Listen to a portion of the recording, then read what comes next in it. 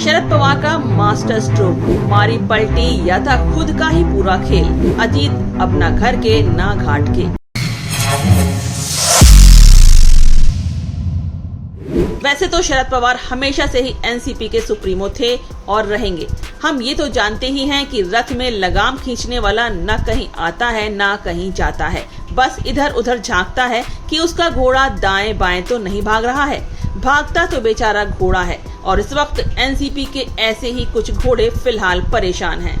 वैसे भी शरद पवार ने एनसीपी में बीते 4 दिनों से खेल रचाया था, वो अब उसे पूरी तरीके से और बड़े ही सुंदरता से खेल चुके हैं। दरअसल अजीत पवार और कुछ लोग जो थोड़ा बहुत रायता फैला रहे थे, शरद पवार बड़े ही निपुण खिलाड़ी की तरह बड़ी ही सफाई से उसे समेट रहे थे। वैसे तो शरद पवार के भतीजे अजीत पवार एनसीपी के बड़े नेता माने जाते हैं। पिछले दिनों जब शरद पवार ने पार्टी का अध्यक्ष पद छोड़ने का ऐलान किया था, तब अजीत पवार उनके साथ थे।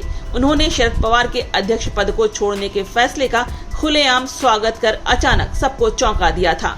लेकिन शुक्रवार को शरद पवार के पार्टी अध्यक्ष पद से इस्तीफे की अपनी पेशकश वापस लेने संबंधी घोषणा के लिए प्रेस कॉन्फ्रेंस बुलाई गई, तो उस वक्त अजीत पवार उनके बाजू में साथ नहीं थे। अब इतने अहम मौके पर अजीत पवार की गैर मौजूदगी चर्चा का विषय बन गई। जब पत्रकारों ने शरद पवार से अजीत पवार की अनुपस्थिति के बारे में पूछा, तो उन्होंने बड़े ही गंभीर आवाज में कहा कि मेरे तमाम सहयोगी यहाँ हैं, किसी की अनुपस्थिति का कोई अन्य अर्थ न निकाला जाए। बता दें कि एनसीपी में शरद पवार के इस्तीफे के एपिसोड के पीछे अजीत पवार के एनसीपी छोड़ बीजेपी संग जाने की अटकलें ही प्रमुख वजह थीं। लेकिन शरद पवार के इस्तीफा देने के बाद अब अजीत पवार अपनी ही पार्टी में पूरी तरह से अकेले पड़ गए, क्योंकि सारी पार्टी तो फिर से शरद पवार के साथ खड़ी नजर आई। यहाँ तक कि जिन विधायकों का अजीत के साथ बीजेपी में जाना तय माना जा रहा था, वो भी पूरी तरह से सहम गए।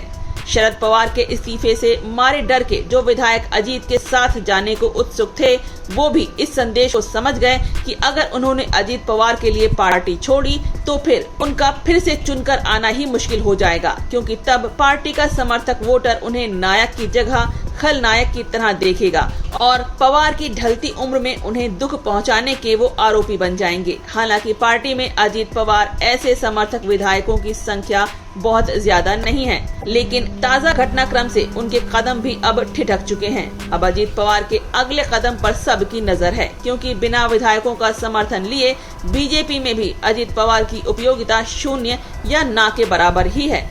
इधर अजीत पवार के बीजेपी के साथ आने की अटकलों से सबसे ज्यादा शिवसेना के शिंदे गुट में ही बेचैनी दिखी थी। लेकिन अब शुक्रवार के घटनाक्रम के बाद शिंदे शिवसेना के प्रवक्ता और विधायक संजय शिरसाट ने कहा कि एनसीपी में जो राजनीतिक नाटक चल रहा था, वो पवार का पावर गेम था। दरअसल ये पूरा खेल पार्टी की अंतर कलह को रोकने के लिए शरद पवार ने मास्टर स्ट्रोक खेला था। दरअसल अब अजीत पवार के साथ जो विधायक विचलित हो रहे थे, उन पर भी पूरी तरह से ब्रेक लग गया है। उनके पास शांति के साथ पार्टी में ही बने रहने के अलावा अब कोई भी अलग विकल्प नहीं है।